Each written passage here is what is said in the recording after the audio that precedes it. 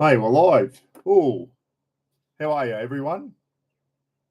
I just tried to go live before and it said live streaming not available. I went, oh, geez, I haven't seen that come up before. Not on the home computer anyway. Anyway, I tried it again and it worked. So anyway, we're in business. Let me know if you can hear me and see me okay, everyone. Nathan, Jeff Keane, Anthony, Wixie, how are you, mate? Yes, we'll talk about that, Jeff, when a few more people get on. Thank goodness they're all right, mate. Luigi Reed, g'day, mate. How are you?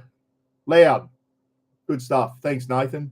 Yeah, I had a just click go live and it went live streaming not available. And I thought, oh, don't tell me. I usually get that on the iPad. It plays funny games. But anyway, we're in business. Good stuff. Hope you're all having a good weekend so far. Hope you all got a coffee in hand, everyone. Or if you're overseas, Mike Blakely, if you're watching, I hope you got a Guinness in your hand. Mike doesn't mind a Guinness. Blowing the throttle for Guinness. Margie Lavelle, we'll talk about the footy scores. Both our teams got up, mate. About time, eh? Bloody hell. Jenny Cameron, Lorna McMillan, Nat Atkinson, Nathan again. Drop Bear Prospecting. G'day, Buck. Hope you're well. Yeah, mate, good. Hope you're all good too. Wixie, not long till camping with mates. I've got a camping with mates trip starting tomorrow, everyone. Camping with Buck's mates up in Cape York. So we're heading off. We'll talk about that a little bit later in the live feed, about our trip up the Princess Charlotte Bay up in Cape York on a big fishing expedition. I have no idea what to expect on that. I don't know. It's going to be pretty remote. Like, it's well over 100 Ks in on a dirt road to get to where we're going. So I have no idea what to expect. I don't think it's nice campgrounds and that. I think she's going to be real old bush camping. I know we're going to be digging shitter holes and all that type of stuff. Back to the old army days. Good stuff. We'll see how we go anyway. So,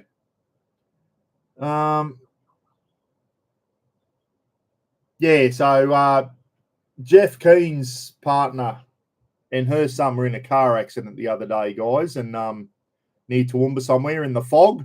Good old foggy Toowoomba. They went off the road. I don't know the full circumstances, but anyway, they're okay. I think the car a ride-off, mate. But, yeah. G'day, have a crack. How are you, mate? Yeah, so thank goodness Jeff's partner's son, the young fella, had a bit of some lacerations on his back and that. And they ended up in a ditch, everyone. But they're both okay, and that's the main thing. So at the end of the day, cars can be replaced. People can't. So they're okay. Yeah, not a nice thing to happen, but expect some big lizards camping. Yeah, Dave, there will be.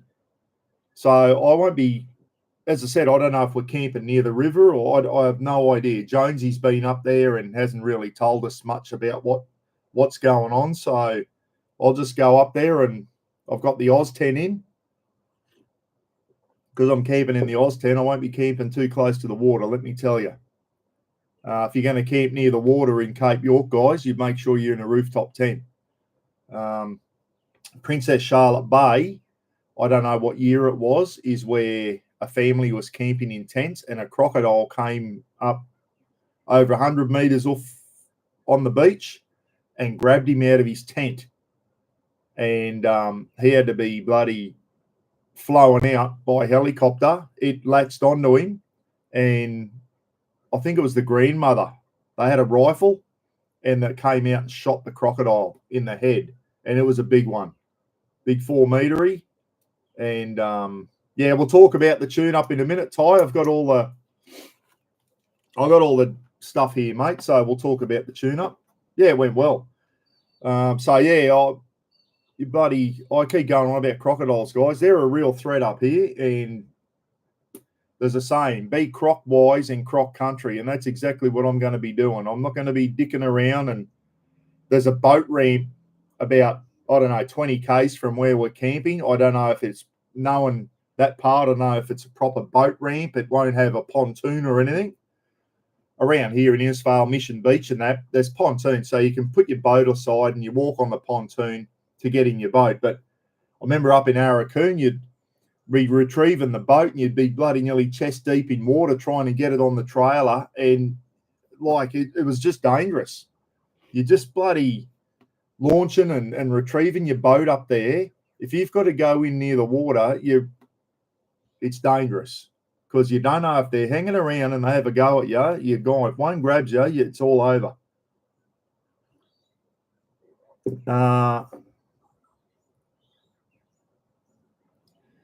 If you're digging holes at Princess Charlotte Bay, take a jackhammer.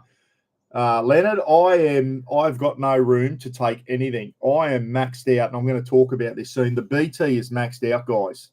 With this is where I wish I still had the drifter camper trailer. I really do, because I'm just struggling for room now. I've got another bloke coming with me, and I'm struggling for room. I've taken an extra fridge. That's what the problem is.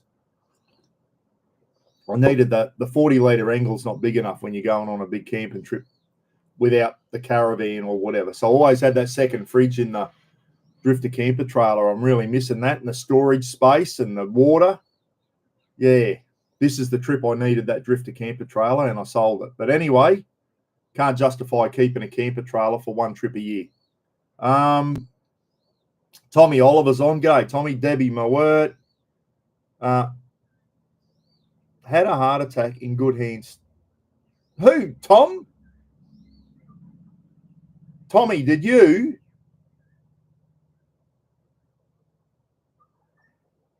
Tommy Oliver, did you have a heart attack? When, mate? Friggin' hell. When did that happen, mate? Have I missed something?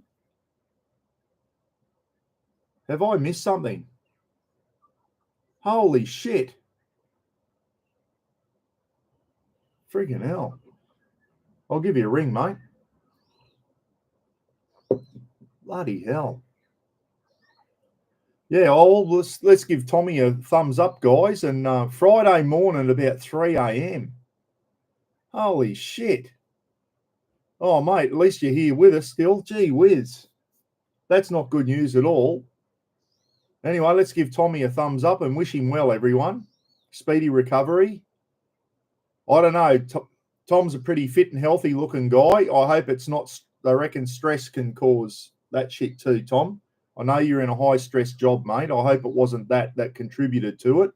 I'm just making assumptions now, but yeah, I know. We're going to talk about that too, Phil. That's what Hulk just went from. I've got it written down here to talk about that. Tommy, take care, mate. Friggin' hell, that's not good news at all. We're Jeff Keen's partner and son in a car accident. Tommy's had a heart attack, everyone.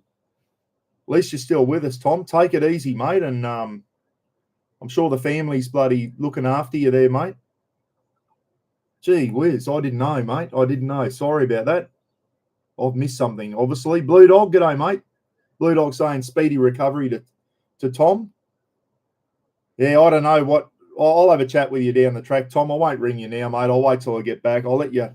I don't want people ringing you when you're trying to recover, mate. So, but anyway, we're all thinking of you. And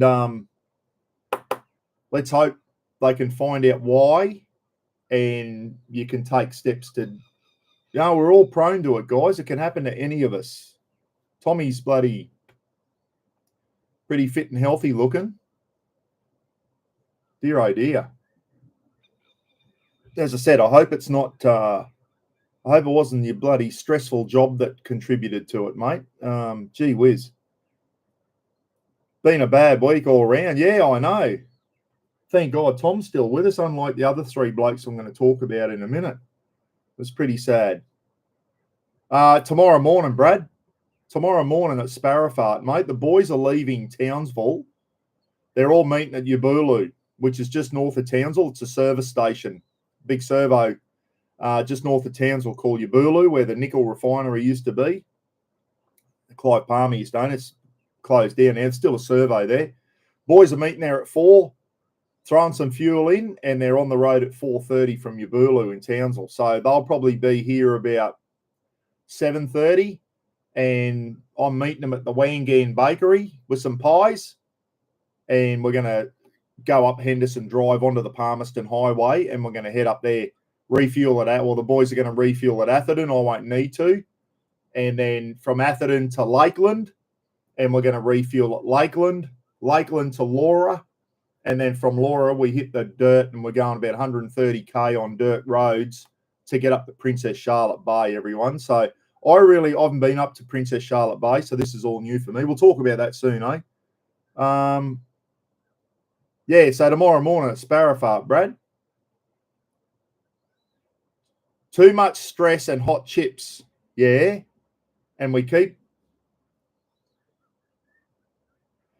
Nags. I was going to take the bazooka, mate, and I got it back off Russ. I was going to take the bazooka, and I can't tie shit down with the bazooka on the roof rack. I can't tie shit down properly, mate. The bazooka would have been brilliant for showers. So I've got a little portable kick-ass shower that we're going to use. I've got 50 litres of water on. That's not enough for everyone.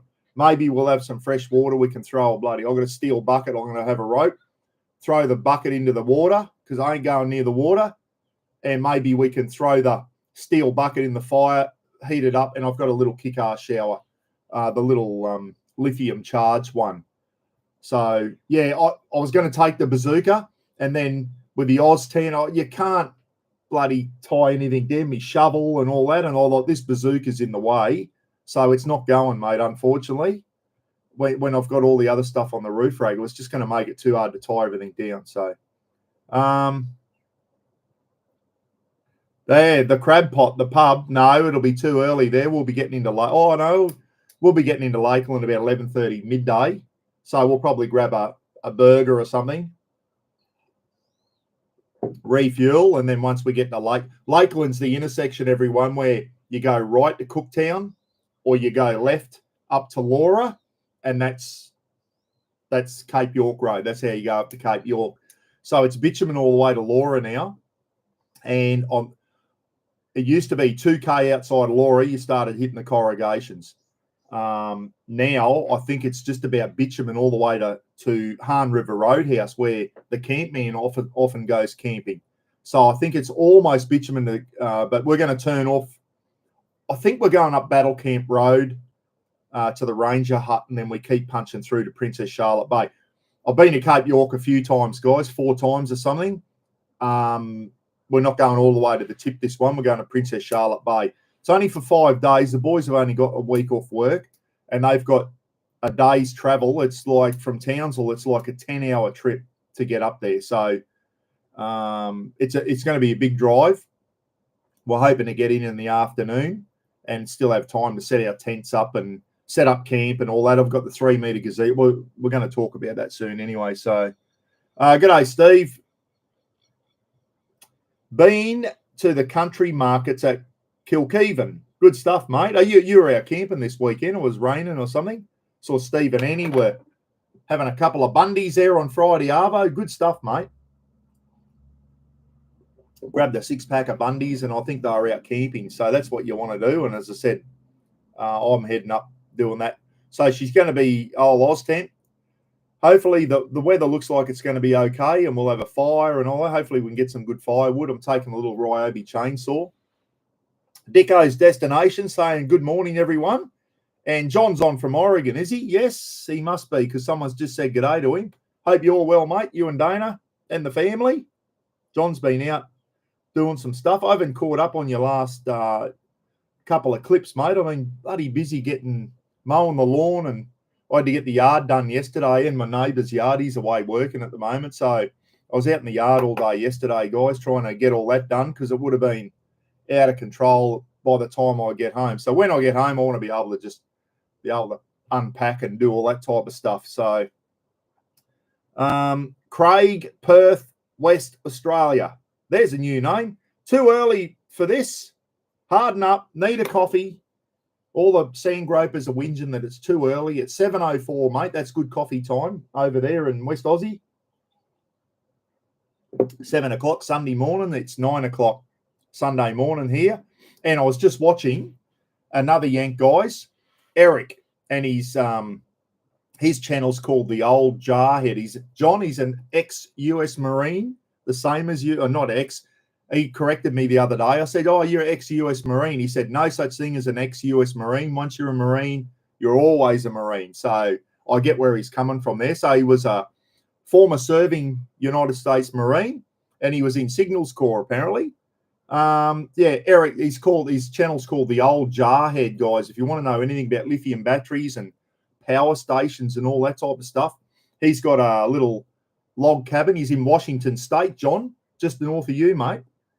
Eric's up in Washington State, and he's got a log cabin. Great channel. If you want to know stuff about lithium batteries and that, really, really good. Same age as me. He's a 65 vintage, and his channel's called The Old Jarhead. I think he's live at the moment, actually, everyone. We kind of clashed there. He bloody almost zapped himself on a lithium battery there on one of his premieres. So, yeah, The Old Jarhead, guys. Eric, his name is Erik. He was a US Marine, same as John, and he's in Washington State. And I went on one of his live feeds the other day, and he's talking about lithium batteries and all that shit. Next thing I've asked him about, do you get bears at your hut? Because he must live somewhere, and then on the weekends and that he comes out to his log cabin on a thing, and he's got solar panels. It's all totally off-grid, and that's how I got on to him. I was looking up off-grid stuff, and his whole little log cabin runs off-grid, off solar and lithium batteries and that. It's a great little hut. And I said, do you get bears there? Anyway, on his live feed, he starts bringing up some photos, and there was he called it, John, it was a cinnamon black bear. It was actually brown. I said, is that a little brown bear or a grizzly? He said, no, it's a cinnamon black bear, but it actually had brown fur, and it trashed his barbecue and his Weber. He had a 4-burner barbecue on his deck of his thing and a Weber kettle barbecue, and it absolutely trashed it. Just threw the 4-burner off the patio, off the balcony or the deck. It was funny. So the whole live feed then, we were talking about bears. So as we always do. Trust me to start asking about bears. But he said, yes, we do get bears. He said he had a close encounter with a cougar. Not a female 2-legged cougar, a 4-legged cougar, or a mountain lion. He went out to check his solar panel. He's got a solar panel that he can actually move. It's like a solar panel array, and he goes out every half an hour, and just moves the solar panel manually to get maximum efficiency out of his solar panels. And when he came into the hut, there were cougar tracks on the balcony, and the cougar had been looking through the window at him. So he said, I'm more worried about them than bears. Usually especially the black bears, you can hoo-ha and yell and carry on. And he said, the mountain lions, he said, you'd be careful of those bloody things. So, John's saying there, bears are fine, but cougars are no joke. Yeah. And that's what you were saying, John, is that a lady a couple of years ago was hiking in Oregon and was attacked and killed by a mountain lion or a cougar. So, bloody, and those things they're ambush predators. I think you'd have a better chance of seeing a bear than a cougar or lion. Those things will actually ambush you, whereas bears, you just stumble across them normally, don't you, on the trail? But anyway, I still wouldn't like to run into a grizzly bear. I think that'd be a scary experience. Yeah. A female hiker near my house was taken by a mountain lion. Boy, oh boy, oh dear. Poor family, I'm just going out for a hike, mum and dad or whatever, and she doesn't come back home, and then they find her all mauled up on the hiking trail.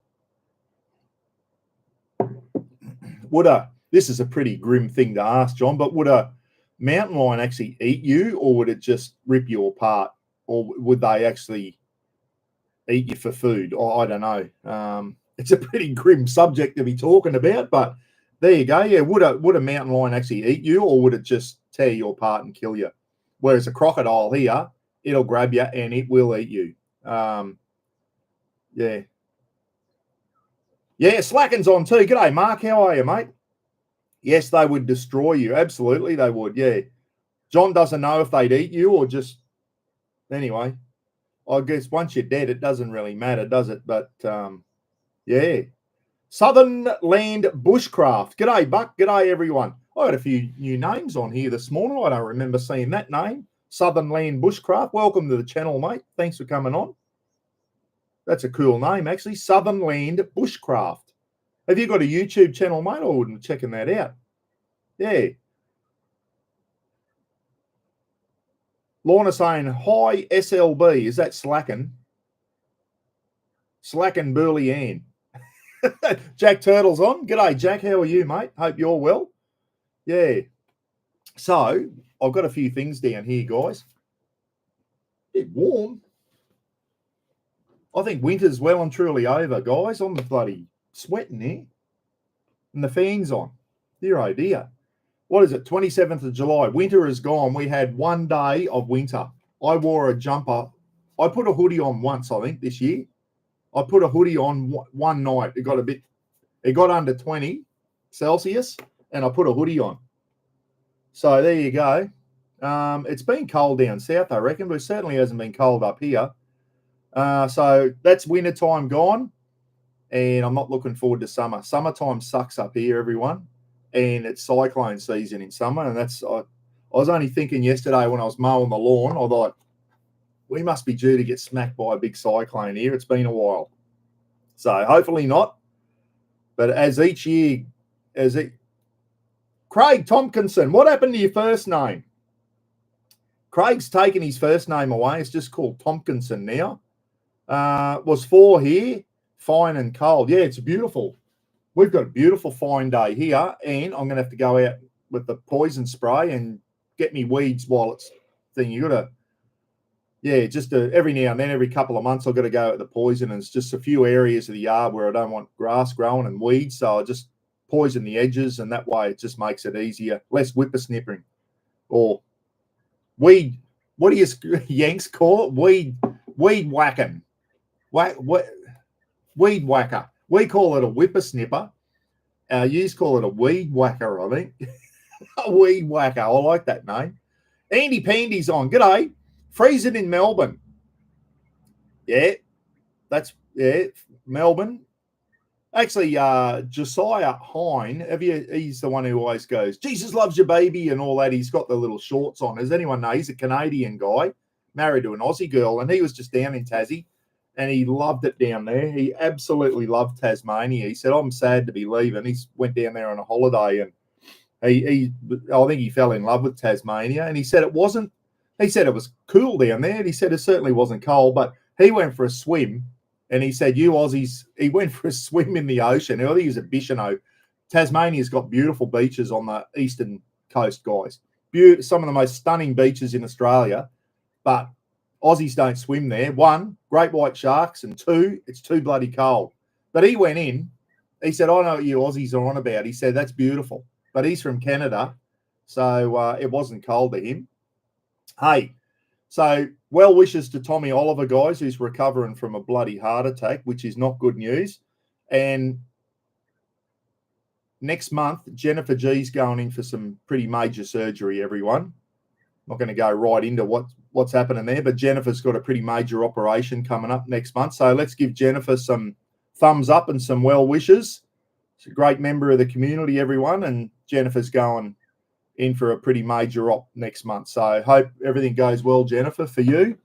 So everyone giving you a thumbs up, Jennifer, and wishing you well for your upcoming operation. Okay. So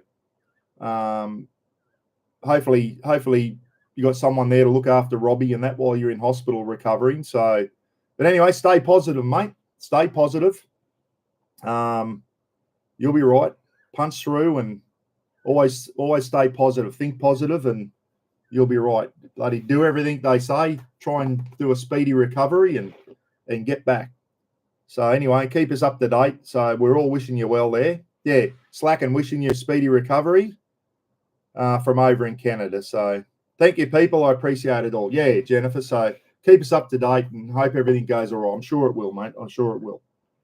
Righto, let's go on to some footy scores, guys. I'll just be quick because I know a lot of you here don't follow the rugby league. Oh, the Wallabies got done again, guys, by the British and Irish Lions. In the last minute, the Lions went over. Bit of a controversial decision. I thought it was a try. Anyway, so it was the 79th minute, so 1 minute to go before full time. The British and Irish Lions scored a try and beat the Wallabies, guys. So the Wallabies were very, very competitive and almost won that game. Almost isn't good enough, but hopefully we'll get them in the third one, eh? So, yeah, the British and Irish Lions, they're a good team. John and Slacken, if you're wondering who they are, it's the best rugby union, not rugby league, totally different game. It's the best of England, Wales, Scotland, and Ireland. So those four big rugby nations over there, the UK and Ireland, and they're called the British and Irish Lions because, as we know, Ireland isn't part of Britain, everyone. Northern Ireland is. Ireland itself is not. Okay?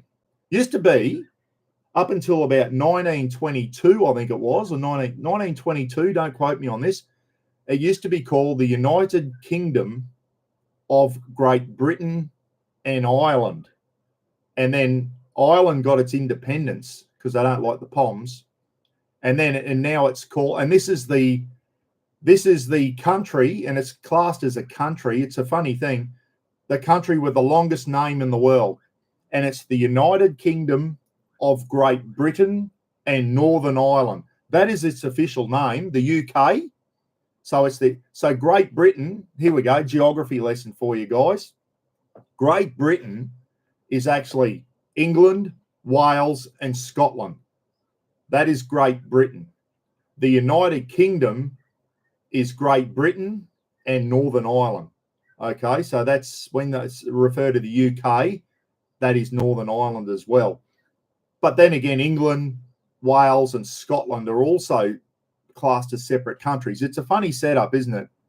It's a funny setup. It's like Queensland, New South Wales, and Victoria being separate countries, but we're called Australia. So I don't know. It's a weird setup. They can't make their mind up.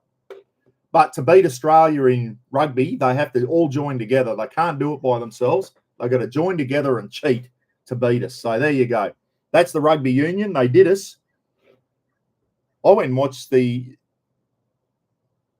British and Irish Lions back in the late 80s. This is the late 80s, I think it was. And they played the Anzacs, and it was Wallabies and All Blacks combined against the British and Irish Lions. It wasn't a formal test match or anything, but it was a good game. The British and Irish Lions won that one. I think we only had about 3 All Blacks in the team. But right, let's get on to the NRL. Round 21, I think it was. Thursday night, Melbourne Storm. This is a high-scoring game. Melbourne Storm beat the Sydney Roosters 34-30 in a pretty good game. Now, my team, the North Queensland Cowboys, actually had a win. We're at home, and we beat the St. George Illawarra Dragons 38-32. So the Cows had a win. We're up to 11th on the ladder. Still got an outside chance of making the 8. I don't think we will. We would have to win every game between now and the end of the regular season before the semi-finals. That's not going to happen. So we're not going to make the semis. Marky Lavell's Parramatta Eels, guys, they got up over the Broncos on Friday night in the second game Friday night. Parramatta 22, Brisbane Broncos 20. So the Bronx have got some problems. They are talking them up, the Broncos. They've come crashing down with a thud. So there you go. This one was an upset, and I said earlier, I think the New Zealand Warriors they're going to start. They were going really well at the start. They're starting to come back to the pack. I think they're going to fall out of the top 4, guys. Gold Coast Titans, who are second last or last on the ladder, third last maybe. The Titans, good win by the Gold Coast Titans, 24. New Zealand Warriors 16. I think it was over in New Zealand too, so they did them at home. Well done to the Titans. This one was a non-event. Penrith Panthers 36, West Tigers 2. So the Panthers flogged the Tigers. The Tigers have got some problems, I was hoping they do. I thought they'd do better this year than what they've done under Benji, but they haven't. Penrith, look out, guys. They won 4 grand finals in a row. Can they do 5 in a row? Unheard of, isn't it? What a team. Now, this was a good game last night. Cronulla Sutherland Sharks. Cronulla Sharks 14 beat the Rabbits 12. The Rabbits were missing a lot of good players. and they came back and almost won it. So, yeah, the Sharkies are going all right.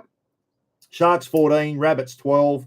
And today we've got the Canberra Raiders versus the Newcastle Knights.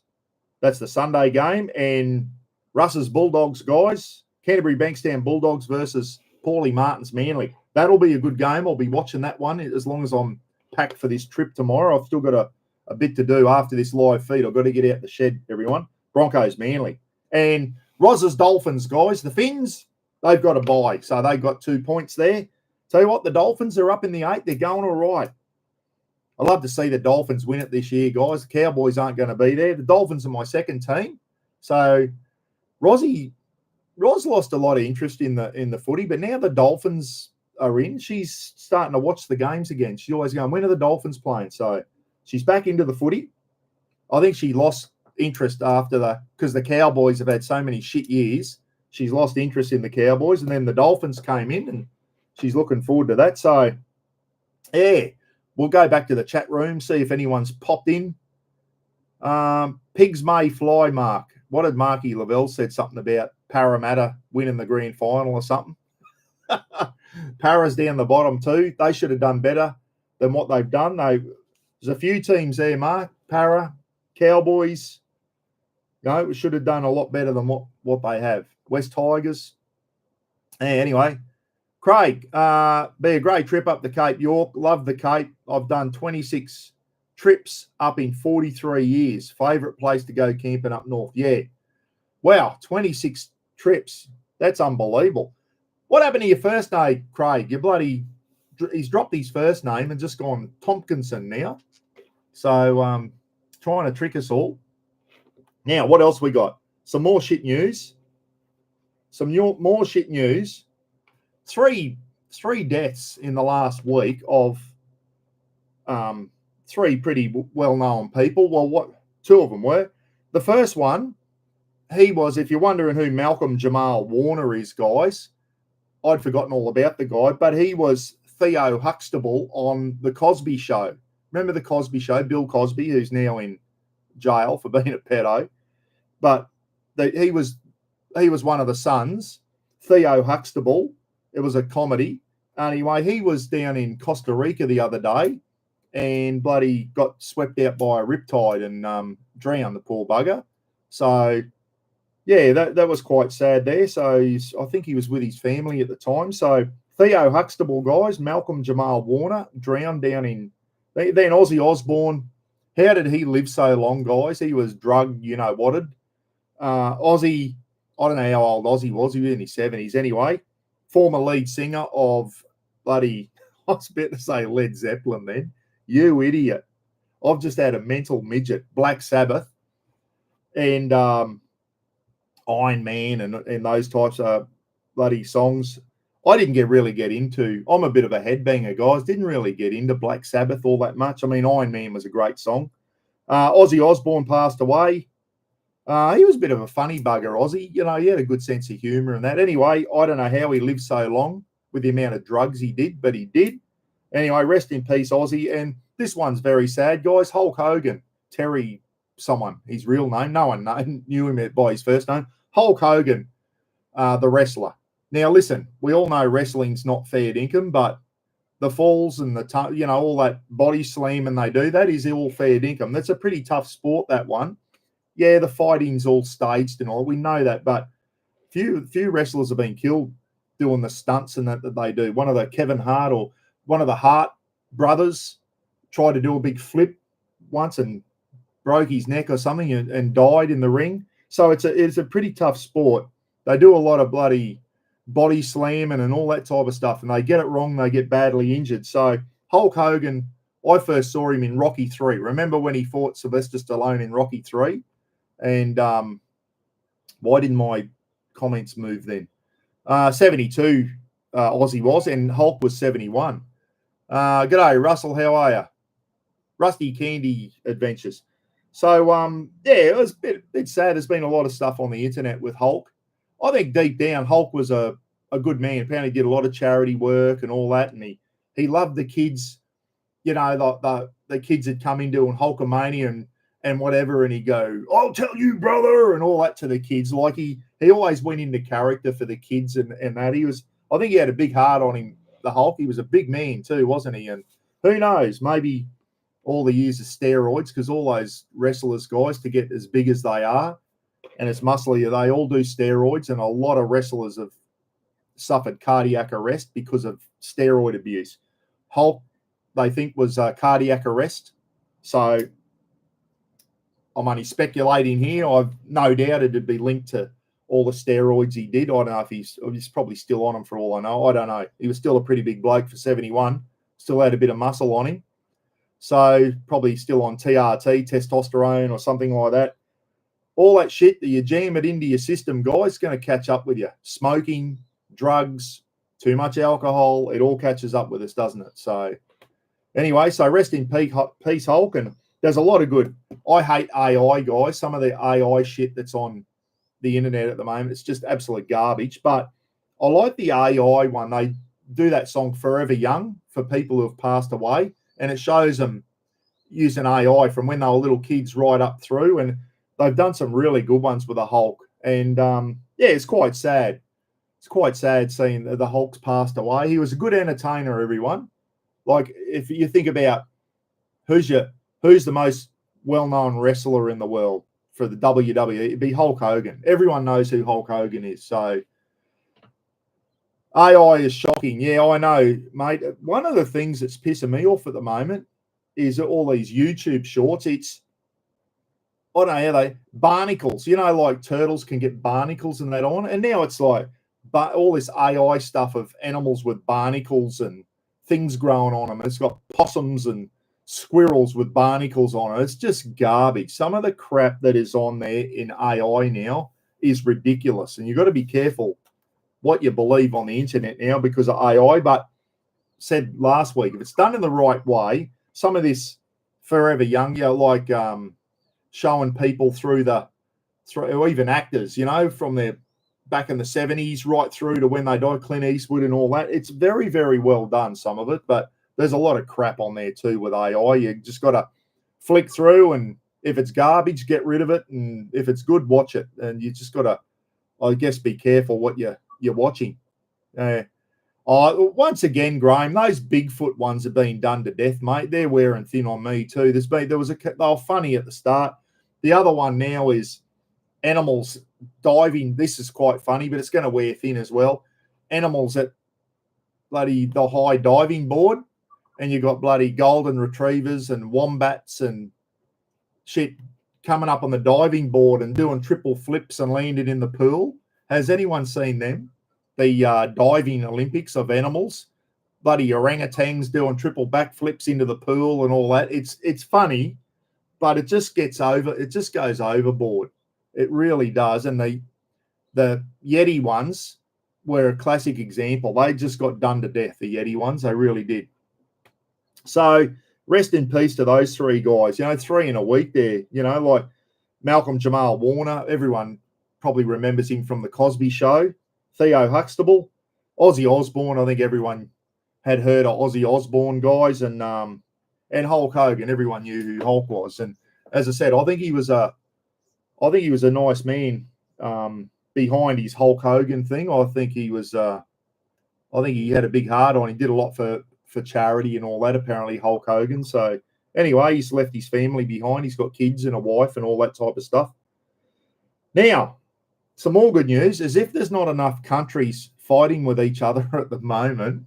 I won't go through them all, but the whole world's like just stupid at the moment, isn't it? It's just ridiculous. Thailand and Cambodia are the latest ones to have a crack at each other. They're lobbing missiles at each other now. Dead set. What is wrong with this planet? If the aliens landed here at the moment, they go, these guys are Fruit Loops. We're out of here. They're dead set, off their chops. We're going. So, bloody unbelievable. So, yeah, Thailand and Cambodia. Pakistan and India were having a crack there. Thailand and Cambodia, they're not nuclear armed thing. India and Pakistan have both got nuclear weapons, guys. Now they're all talking up China and all this type of stuff. You know, if China invades Taiwan, I hope they don't. If they do, what's people going to do? I don't reckon anyone will do anything. I don't reckon anyone will do anything because China's nuclear armed. The nuclear submarines and that, I don't reckon the Yanks and us and that, well, I don't reckon we'll poke our nose into that one because it could lead to World War III, that one. That's a touchy subject. Let's hope it doesn't happen. But if you believe President Xi, he's told his military to be ready for an invasion of Taiwan by 2027. There you go. And here's Australia. We couldn't beat eggs. So we need to stay right out of that one, I think. Yeah, dead set. Righto, let's get on to the BT50 tune, guys. I got the BT50 tuned the other day, took it up to Cairns to a place called LG Automotive. And Gidgey actually knows the couple that own this. A small world, isn't it? But anyway,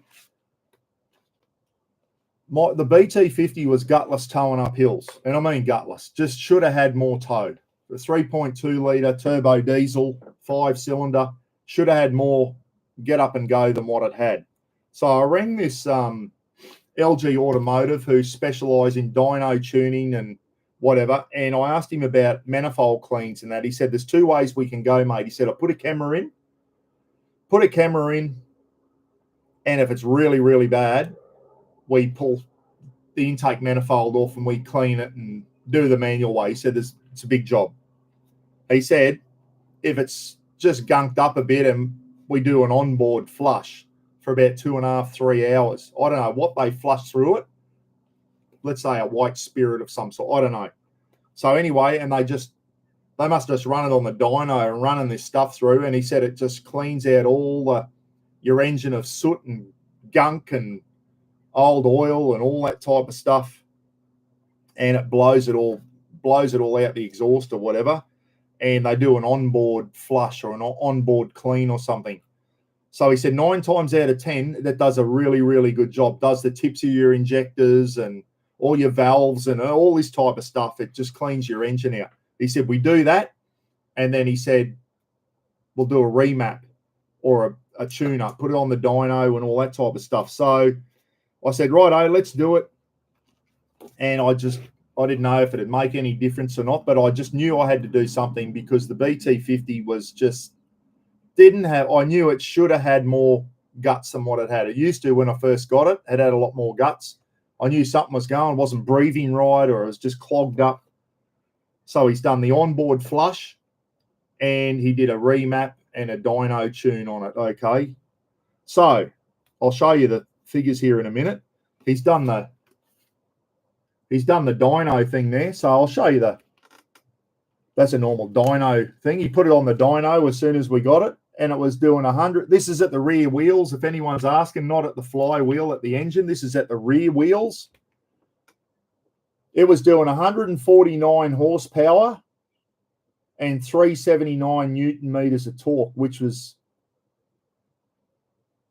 they're rated to 470 Newton meters when they came out new. I don't know if that was at the engine, the flywheel, or at the rear wheels. This is at the rear wheels. He said you'll lose a lot from the flywheel to the rear wheels. Ty will know what I'm talking about here. That's there, guys. I went from 149 horsepower to 176. Now, this was a tune for torque and fuel economy, not for power. This isn't a Herod tune like Gidgey got on the Raptor for power, everyone. This was a tune for torque. But I did get more power, and I definitely notice it when I drive. 149 to 176 horsepower. Look at the Newton meters. This is at the rear wheels. I went from 379 to 533. So 533 Newton meters of torque at the rear wheels, not at the flywheel.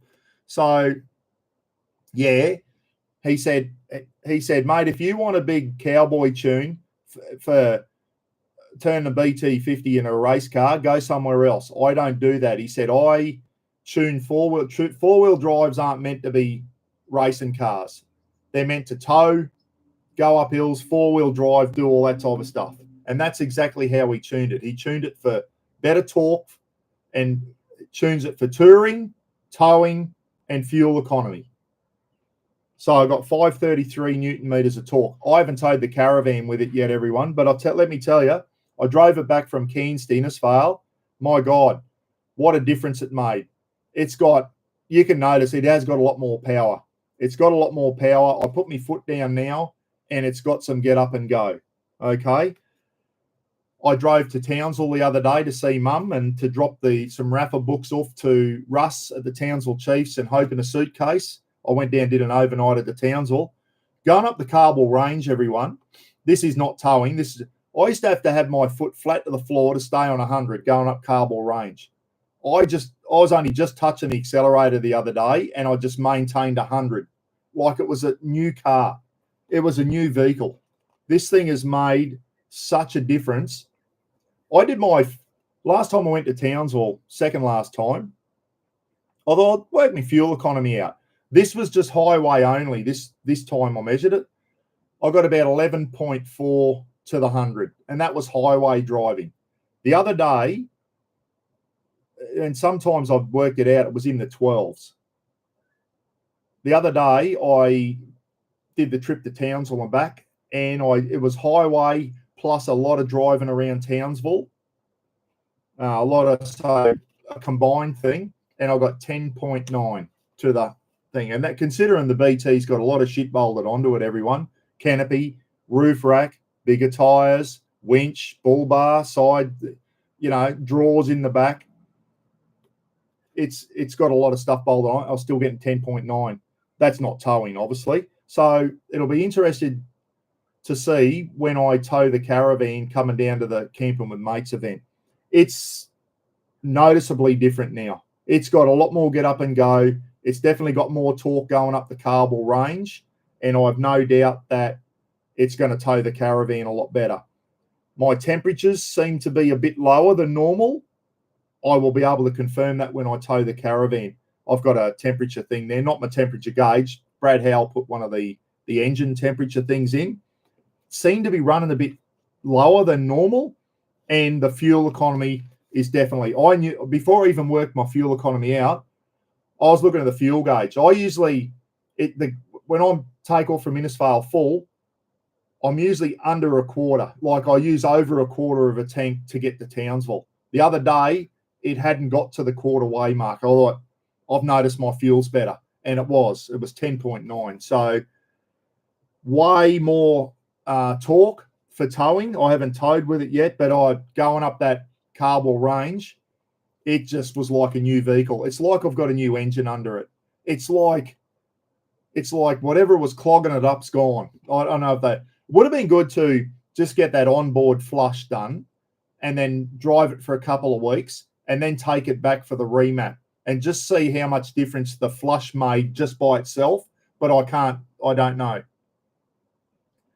Mike Blakely, 533 Newton meters is 393 foot-pounds.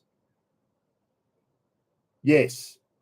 So we work in Newton meter. Only old fossils still talking foot-pounds here. I know Kenny Hop still, he said, what do you tighten your wheel nuts up to? And I said, 140 Newton meters. He goes, what's that in foot-pounds? I said, I don't know, mate. You're older than me. So Kenny Hop still tension stuff in foot-pounds, which is what the Yanks do, the old imperial way. We use Newton meters. So 533 Newton meters, everyone, at the rear wheels. Now, the new Ford Rangers, they're 600 Newton meters. I don't know, Ty will be able to answer that. Is that at the flywheel, mate, or at the rear wheels? That's 600 Newton meters of torque for the Ford Ranger, which is the best on the market at the moment. Is that at the flywheel, or is it? That's at the flywheel. Okay. So it'll be less at the rear wheels because he said you lose about 20% from the flywheel to the rear wheels. So Lukey's saying that's 600 Newton meters at the flywheel at the engine. So the BT50's up there now, guys. That's 533. Now, that was in 1-to-1. That's in fourth gear, 1-to-1 ratio, that 533. And that was at the rear wheels, not the flywheel. So, yeah, there you go. All factory figures are set off the flywheel. There you go.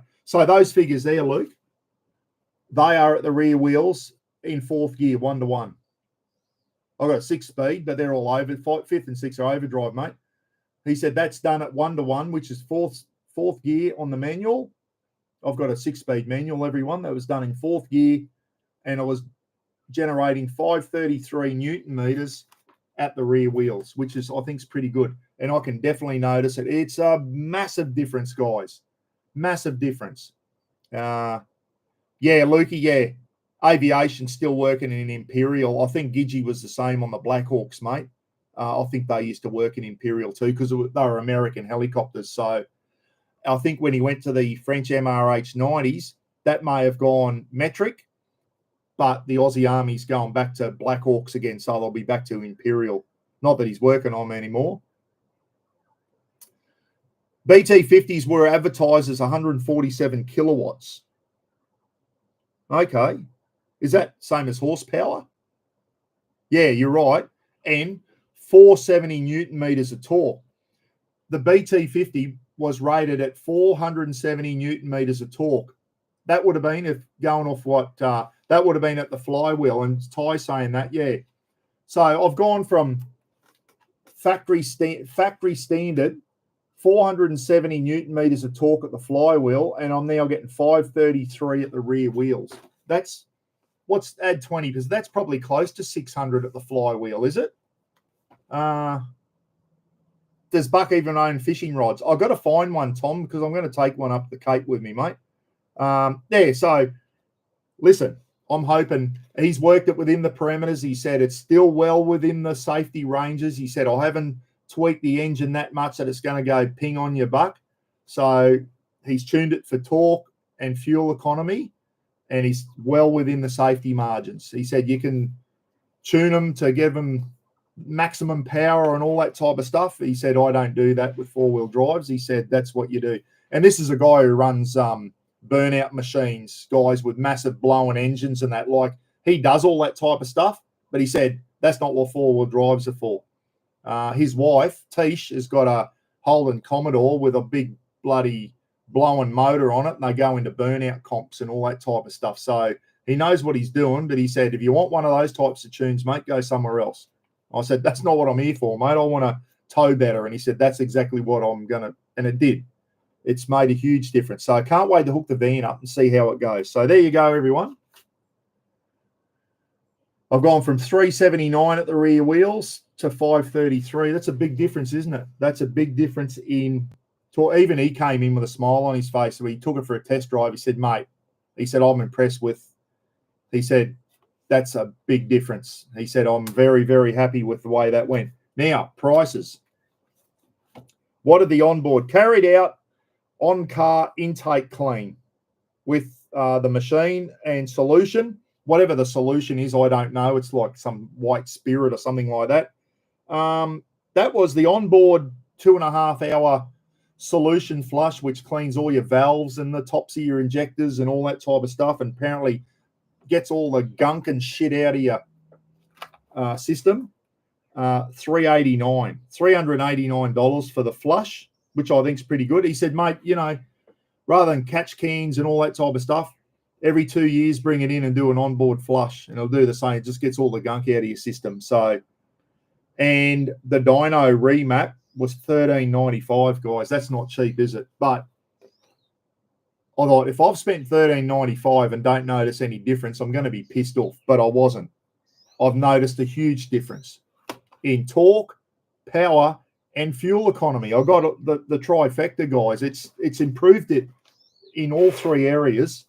It was $13.95. So all up, it was $17.84. $17.84 to have that whole thing done to the BT-50. So the next thing I've got to do is my gear stick vibrates in fifth gear. So they're still trying to work out what's wrong with that. I'm hoping it'll be a rear engine mount maybe that's causing that vibration. Hopefully it's nothing. Doesn't feel like the gearbox is changing nice and smooth. I just had all the oils and that done because I wanted to get the oils done before I came down. Kilometers were getting away on me. So I put it into the mechanic the other day and he did the underneath oils. And there was no mention of any metal shavings in the gearbox oil or anything. So it's changing all nice and smooth. So I'm hoping that vibration's caused by just a rear engine mount or a gearbox mount or something like that. So we'll see how we go. So that's it for the BT50, guys. $17.84 for the intake manifold clean and a remat and dyno tune. So, Ty, the 3.2 engine also pop intercooler. Yeah, I've got alloy ones, mate. I got rid of those ages ago. Yeah, I got hard pipes bloody not long after I got it, mate. That's already been done. I think you'll find that when they tune it, the EGR plate might have been blanked off, not physically, but so it doesn't open and let all the gunk into the engine now. And the EGR cooler, next time I go back to him, which will be later this year, he does something there where he bypasses. So and that EGR cooler problem will not be a problem anymore. It's going to be totally not an issue. I don't know if that's legal or not, but if it stops me engine blowing up, I don't care. So, yeah, mate, yeah, not Legend X. Forefront Technologies was the brand I got put on. So I've got alloy intercooler. The reason I did that is because I did split it, and it was a well-known thing with the Rangers and the BT50s. Those intercooler hoses, after about 50,000 Ks, used to go brittle and crack. Put it into limp mode, and as soon as that happened, before it happened to me, I went and put the alloy ones on. So, yeah, no, he sorted all that out, Ty. He knows all that. He's been doing it for years. So I'm going to go and do something about the EGR. He's going to bypass the EGR cooler, so I don't need that anymore either. And that will stop. That's what happened to Trip in a Van. Remember that something happened, the hose that goes into their EGR cooler blew, and they did their engine. And that's why he went away from the BT50. That happened to Trip in a Van. So that's not going to happen to me, mate. Yeah, all those silly long intercooler hoses, same problem. Yeah, I know. They get brittle and they crack. There was a guy blowing a lot of smoke outside Cairns one day, and he was pulled over on the side of the highway in a BT50. I said, pop your bonnet, mate. And I went to his top intercooler hose, squeezed it, and there was a crack in it. I said, there's your problem, intercooler hose. It was just a well-known fact. So there you go, the BT50, guys. I hope it's reliable and the tune, but he's tuned it within the specs. And I said, mate, is this going to cause havoc with the engine? He said, no, mate. So it's running cooler, better fuel economy, more power, and definitely more torque going up the range. So, yeah, money well worth spent, I think, on that one. Now, what's that I've written down there? Oh, Australia and the UK just signed a 50-year defence deal. That should happen ages ago, guys. We should have been doing a lot of stuff with the UK, Canada, and New Zealand. The CANZIC Alliance, they call it, Canada, Australia, New Zealand, and the UK. We should be working a lot closer together. Should have been happening 20, 30 years ago. So anyway, the Poms are down here with the Prince of Wales aircraft carrier at the moment on exercise Talisman Sabre, and we've just signed some big submarine thing with them, and the Brits are going to be helping us build our new nuclear submarines and all that, which is good. We still need the Americans on board with it too, don't we? So we'll see what happens there. Now, the camping trip coming up, taking off tomorrow morning. As soon as I finish this 58, I won't be on much longer, everyone. As soon as I finish this live feed, I'm going to go out the shed. I've got everything on the roof rack, and then I realised I forgot to want to put a big table up there and my max track. So I've got to unload the roof rack again because I forgot to put some stuff up there. I'm maxed out, guys, for room. I'm putting an extra fridge in the back. So my whole drawer system and that's chock-a-block. I've got the Ozzie campfire kitchen in. I've got to take 50 litres of water because I don't know if there's bloody water there. So I've got 2 jerrys, 3 water jerrys in there, 52 20s and a 10. So I've got 50 litres of water.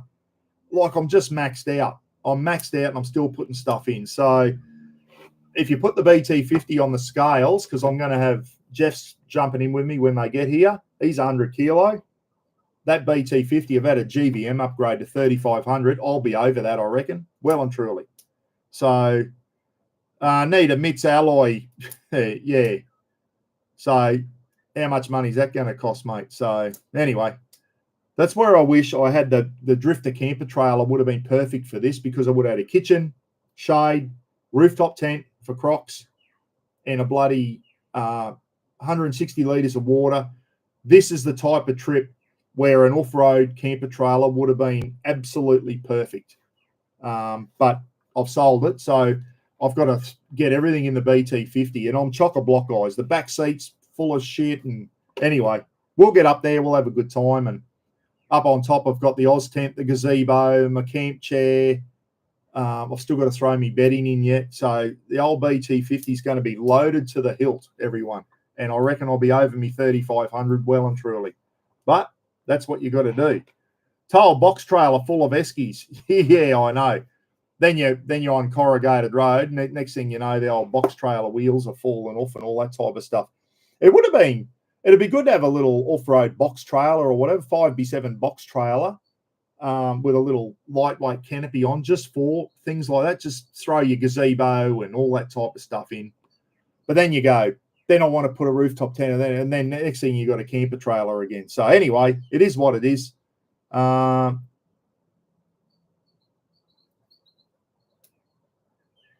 Keep an eye on the moisture build up behind the control panel on you, 50 litre. Yeah, okay, I will.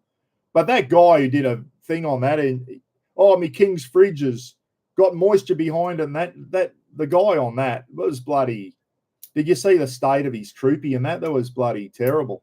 He doesn't look after his gear. So see you, John. John's heading out to dinner. Good night, everyone. Safe travels. Thanks, mate. I'll be back in a week, mate, and probably be a couple of YouTube clips out. I don't know. I'll take the GoPro up. We'll see what happens, mate. Anyway, thanks for tuning in. I'm going to go soon too. I'll say a couple of goodbyes to everyone. Get a half-ton or the 16 kVA genset trailer. Yeah, that'd be all right. Old army trailer. I'd have to put a pintle hook on the back of the BT50 then, mate, to tow it. Remember we used the old pintle hooks?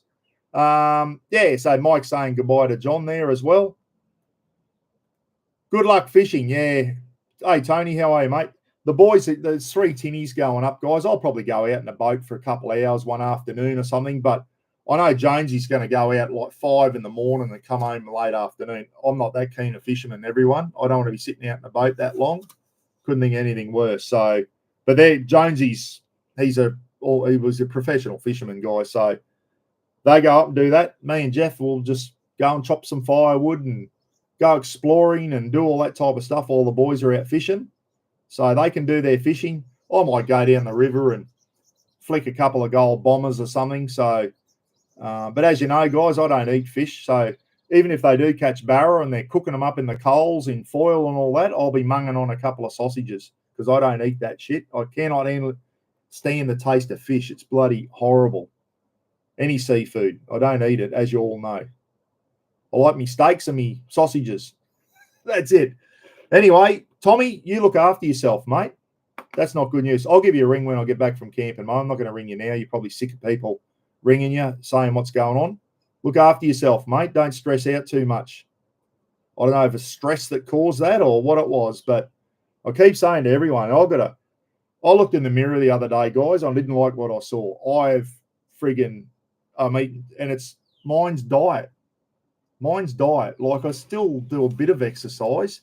Mine is, I need to do a lot more. I'm aware of that. Mine's diet. I'm eating too much bread, too much rice, too much shit food. I've got to get back on the wagon myself. Okay. And as you know, the older you get, the harder the weight is to, as a young bloke, you go for a couple of runs and you drop 5 kilos. Now it's just bullshit trying to lose weight. And I've just taken my foot off, and I need to practice what I preach, start eating clean.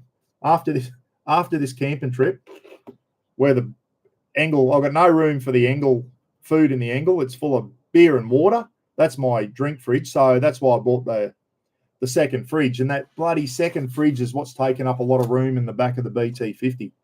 So, but anyway, I'll get everything in. We'll be going all right. So, yeah, get on the wagon, guys. Look after your health, eh? Sometimes we don't know. It sneaks up on us. And like Tommy even admitted, stress and too many hot chips. So we've got to look after ourselves as we get older, everyone.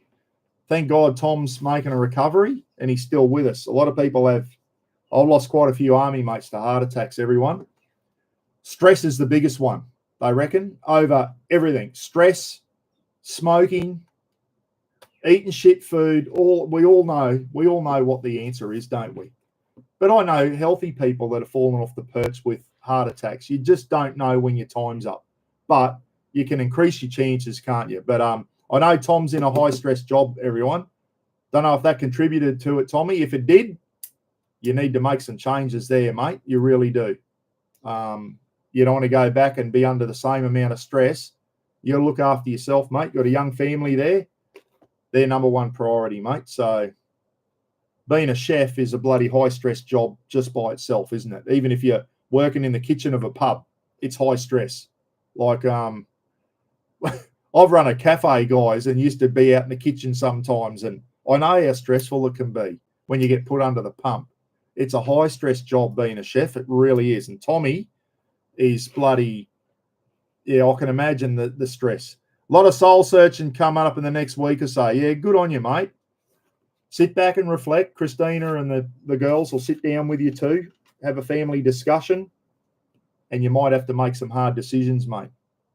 But family first, mate. Your health, you're no good to the family dead. So, yeah, maybe some hard decisions coming up, mate. You might have to make some big changes. If it's diet, you know, go and see your doctor, mate. And but we all know what we got to do. Start eating healthy. Start eating healthy. Start eating clean. I don't think you smoke, mate, do you? Stress is the silent killer. Yeah, they reckon, Dave. They reckon stress is the biggest cause of heart attacks over everything else. I know smoking's going to catch up with you too, everyone.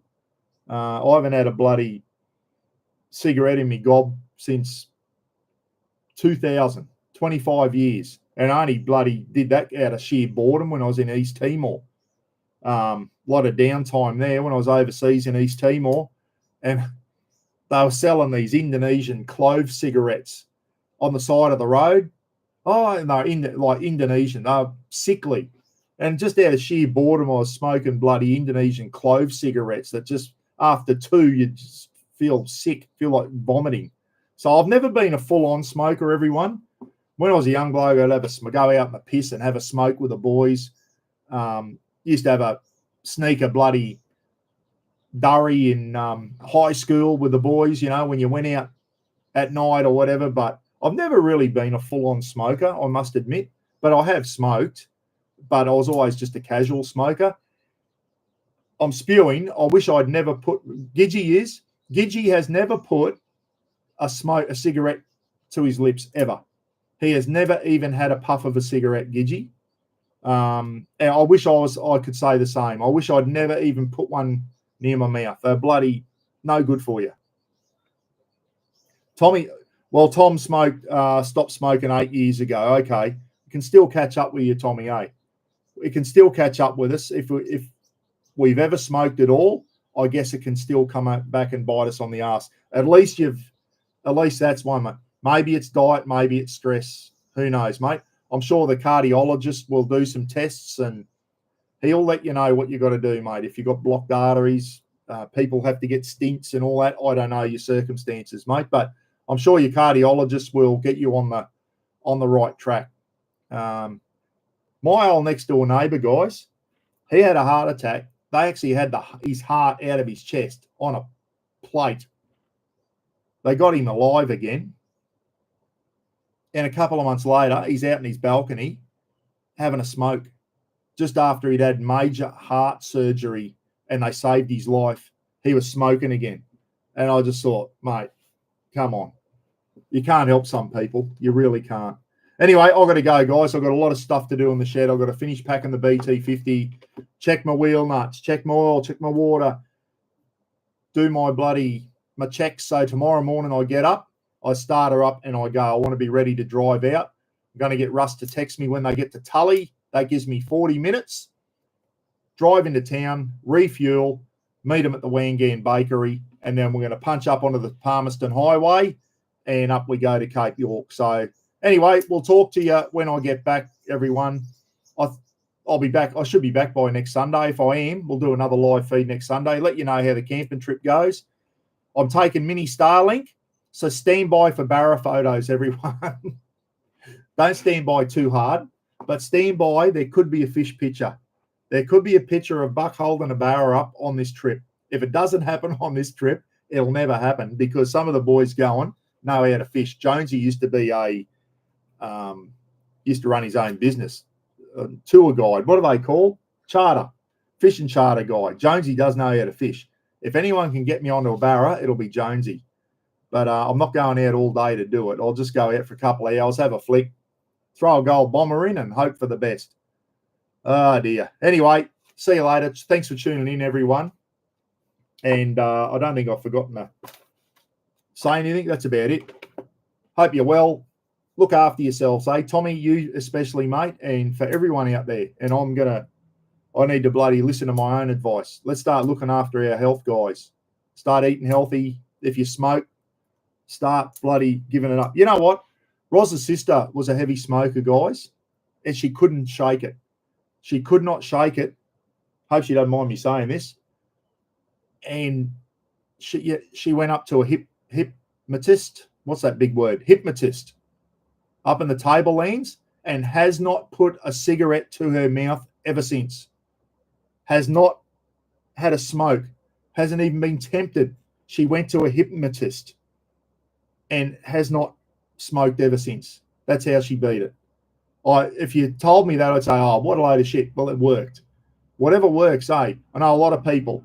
My son hasn't had a smoke for a couple of years, but he's still on the Nicorettes. He said, I know, I'll go off and I'm going to have a smoke in my mouth again, Dad. And he's always popping bloody chewies, Nicorettes and that to try and stay off the smokes. Do what you got to do. Get off that shit and start eating healthy. You know, if you're in a high-stress job, have a look at what you can do to make it less stressful.